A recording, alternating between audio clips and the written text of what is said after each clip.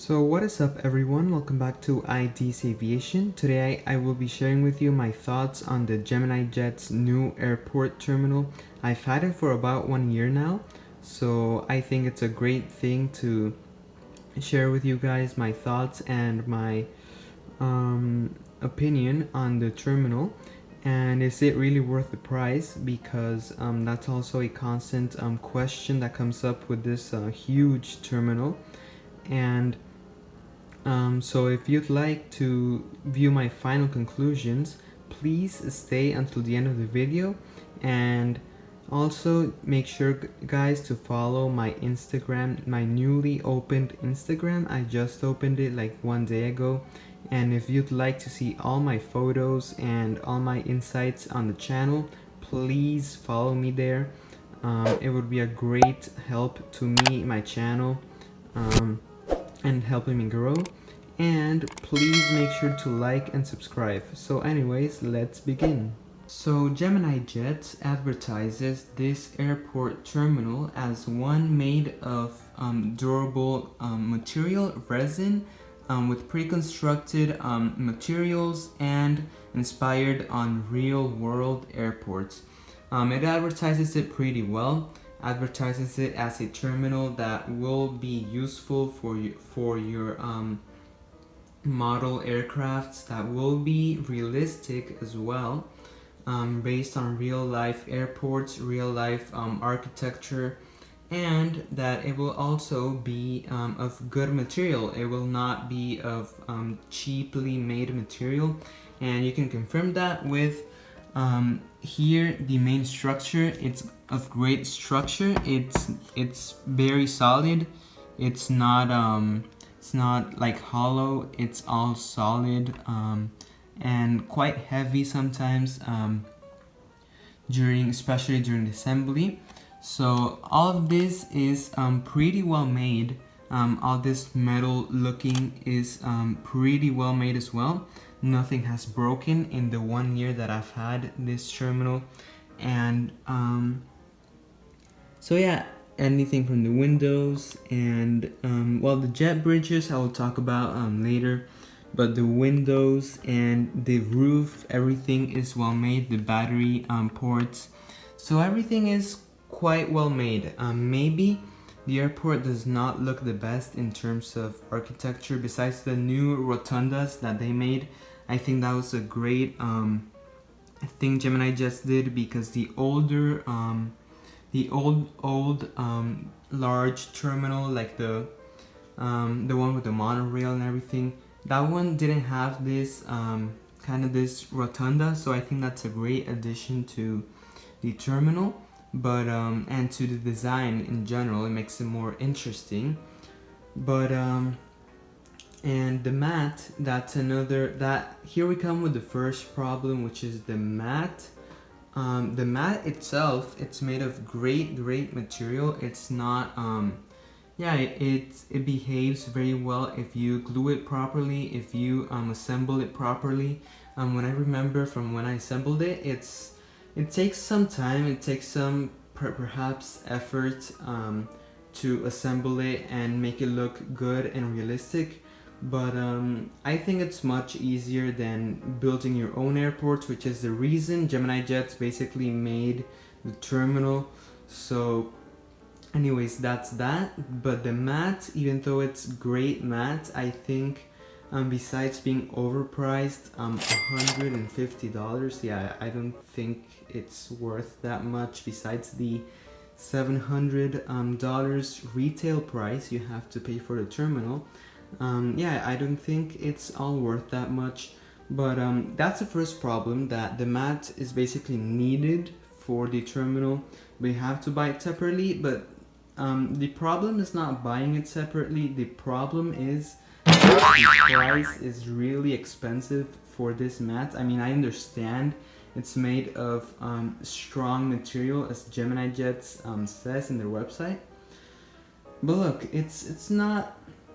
That's the first problem, because it's not really worth that much in my opinion. And that's the first thing. And by the way, this control tower does not come included with the terminal. Let me take it so that you can see how it actually looks like. Because the control tower does not come included with this terminal. It comes, I have it from another like Sky Pilot set, I think it was, but anyways. This one, for example, only comes with one runway and this simple taxiway system. But for the older terminal, you had, besides having a monorail and besides having a much more perhaps realistic, or not realistic, but a much more could I say beautiful or much more well made diorama and view of the airport, if you know what I'm talking about. Besides that, for the terminal itself and being more realistic for the size, because it was an interesting design. The old terminal was an interesting design.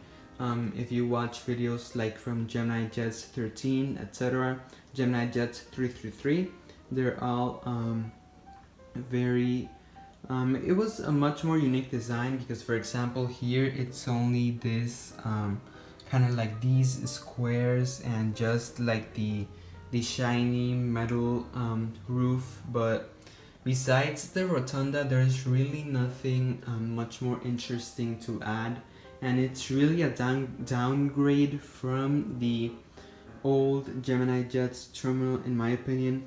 And so yeah, that's the first problem. The second problem, or the third problem could I say, is the jet bridges. Even though the jet bridges, many people use them even without the terminal, because for homemade airports, they're very not evenly distributed. For example, here we have them all together, but then over here there's like a huge separation gap, and it's all very it doesn't look even, it looks weird. And besides that, they're very stiff as well.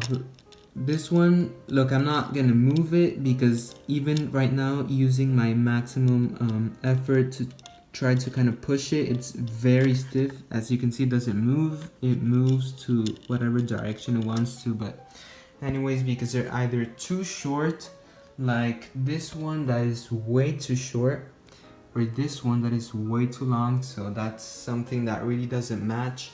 And another thing is the assembly of the jet bridges themselves. It is very complicated to understand, because for example, you see over here it only puts the A380 jet bridges as two jet bridges, but over here it's 3. So Gemini Jets really does a horrible job in just trying to put the actual jet bridges as they are. And let me flip here to this image. Here in this gate there's no jet bridge at all, but in the real life terminal there is a jet bridge. So yeah, it's, and over here, for example, these two are a single jet bridge, while only this one is a single jet bridge. I mean, this one is a single jet bridge, and this one is not. So it's a huge confusion with this, and like Gemini Jets themselves, not even them are able to assemble their terminal properly. So that gives you a huge problem there. If Gemini Jets is not able to assemble the jet bridges properly themselves, you're probably gonna have a hard time understanding, and just pretty much make it like your own style, because it will be kind of hard.